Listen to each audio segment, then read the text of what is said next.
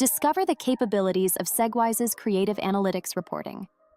Let's dive in by crafting a new report and selecting Creative Report. You'll see a snapshot of creatives and spends. Let's extend our analysis from December 5th to August 2025. Here it is. You're presented with all creatives and a spends column. Let's refine this to focus on video and image creatives. Utilize the filters option here. Select creative type and now choose your asset types. This now includes text with video and standalone videos. Now you're viewing only those specific video types.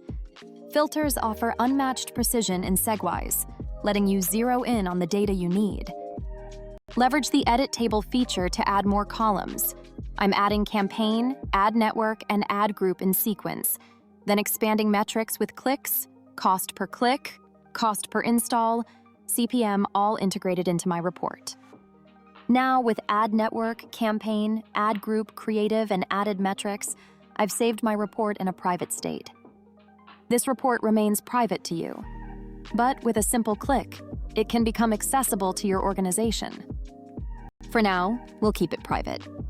This report offers comprehensive dimensions and metrics, and on the Segwise dashboard, you can create pivot tables. One click unveils an ad network, campaign, ad group, and creative level breakdown. You can now analyze ad network, campaign, and ad group performance. Add tags to customize, apply them, and see changes instantly. Tags and associated metrics are now visible. You can also make comparisons between periods, say the 5th to 19th and the 20th to the 31st. A percentage change column highlights differences. Hover for details on spending increases. And that's how powerful and easy it is.